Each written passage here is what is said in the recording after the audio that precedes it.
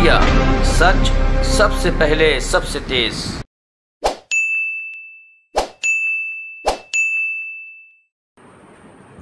देश और हरियाणा की भारतीय जनता पार्टी की सरकारें, मोदी और खट्टर सरकारें 10 महीने से आंदोलनरत शांति प्रिय गांधीवादी धरती पुत्र किसानों को जानबूझकर भड़काने, भिड़वाने और लड़वाने की साजिश कर रही है।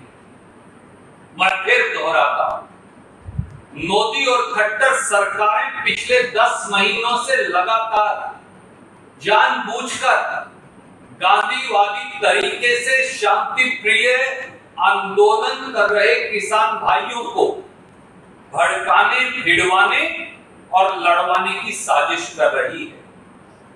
और ये साजिश केवल किसानों तक सीमित नहीं, ये जवान और किसान को भी लड़वाने और भिड़वाने की साजिश है, क्योंकि वो जवान को किसान का बेटा है।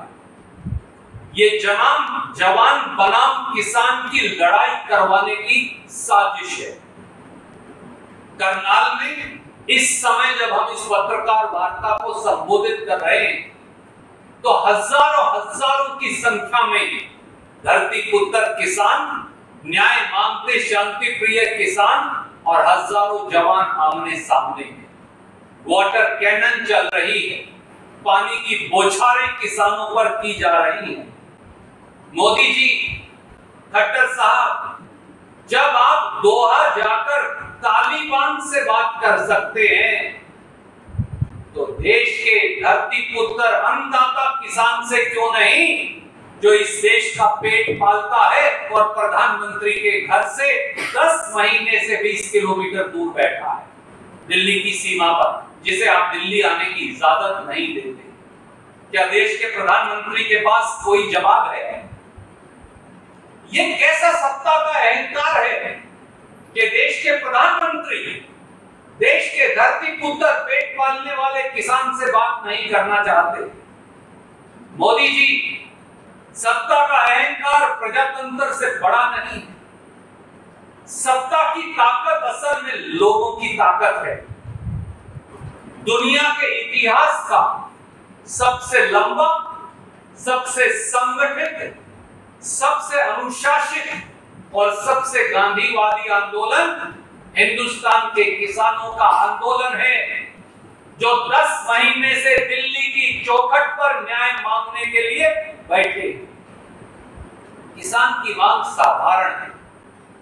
किसान अपनी अगली फसल और अपनी नस्ल बचाना चाहता है। मोदी जी की जिद भी साधारण है। वो क्या है?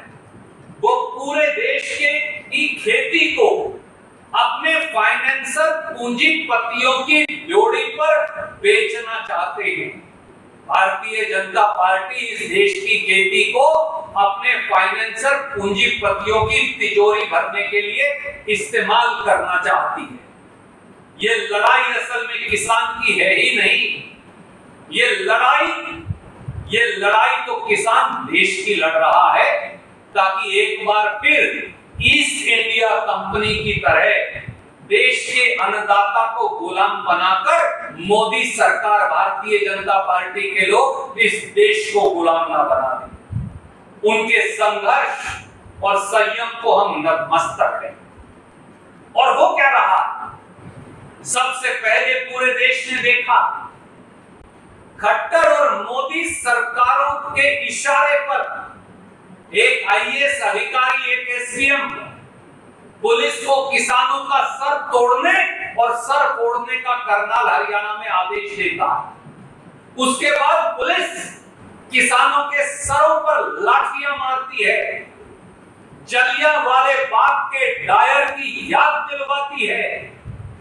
किसान के खून से करनाल की सड़कें लहूलुहान बना दी जाती हैं, पर किसान फिर भी संयम रखता है।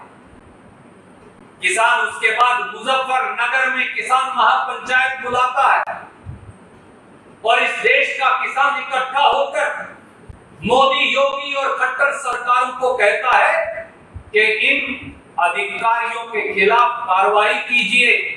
सुशील काजल किसान जो लाठियों के बाद हार्ट अटैक से मर गया, उसके परिवार को नौकरी दीजिए, मुआवजा दीजिए और कत्ल का मुकदमा, इरादा कत्ल का मुकदमा दर्ज करिए।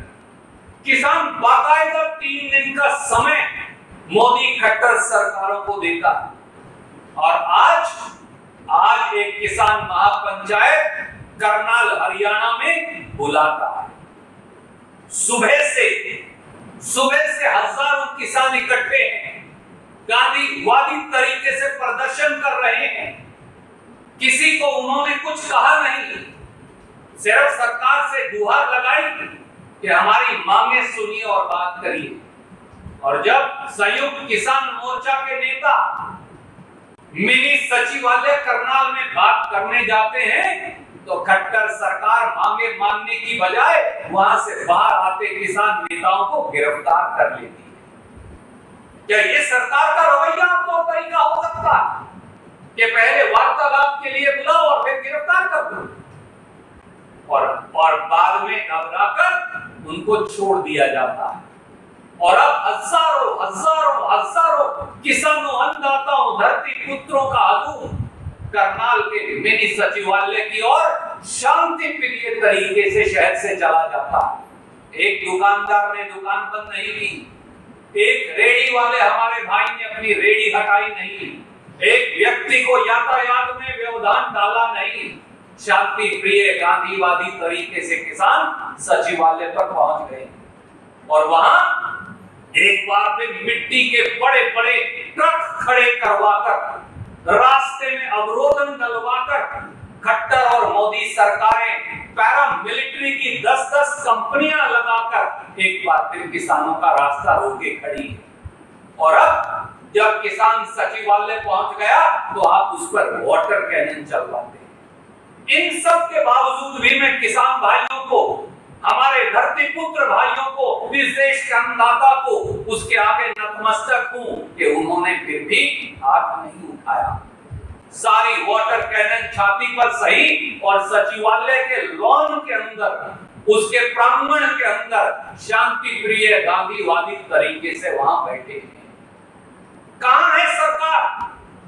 कहां है दुष्यंत चौटाला और मनोहर लाल खट्टर साहब? कहां है भारतीय जनता पार्टी की मोदी और खट्टर सरकारें? कहां गुम है शासन और प्रशासन? एक एसडीएम बड़ा हो गया और इस देश के 62 करोड़ अन्नदाता छोटे हो गए। मोदी जी ये वही एसडीएम हैं जिनके बारे में आपने 3 काले कानूनों में लिखा है कि ये किसान का न्याय करेंगे। जो एसडीएम किसान का सर तुड़वाएंगे, जो एसडीएम किसान का सर तुड़वाएंगे, वो किसान से न्याय करेंगे।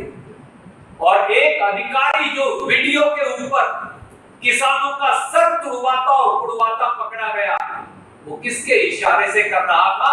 ये सारे हालात बयां करते हैं कि ये इशारा सीधे सीधे मोदी और खट्टर सरकारों का था, किसी आईएएस अधिकारी का नहीं। और इसीलिए एक अधिकारी को बचाने के लिए कहीं वो ढोल की पोल ना खोल दे, इसीलिए ये सारी हठधर्मिता चल रही है। साथियों, भारतीय राष्ट्रीय कांग्रेस की ओर से हमारी मांग है, खट्टर साहब, मोदी जी, अगर हरियाणा की भाजपा जजपा सरकार किसानों से वार्तालाप नहीं कर सकती, अगर किसानों से न्याय नहीं कर सकती, तो फिर हरियाणा के मुख्यमंत्री श्री मनोहर लाल खट्टर को इस्तीफा दे देना चाहिए। उन्हें गद्दी पर बने रहने का, उन्हें और दुष्यंत चौटाला को एक क्षण का भी अधिकार नहीं। और इसके साथ साथ हमारी मांग है कि देश के प्रधानमंत्री माननीय नरेंद्र मोदी जी सब कार्य बंद कर देश के किसानों को वार्तालाप के लिए बुलाएं, खुद बात करें जो 10 महीने से उन्होंने अपने अहंकार और अधर्मिता के चलते नहीं किया। किसानों से बात करें और तीनों काले कानून आज रात ही खत्म करने की घोषणा करें और देश को और प्रदेश को, हरियाणा प्रदेश को जानबूझकर षड्यंत्रकारी तरीके से एक गृह युद्ध में धकेलने से बाज आए, ये हमारी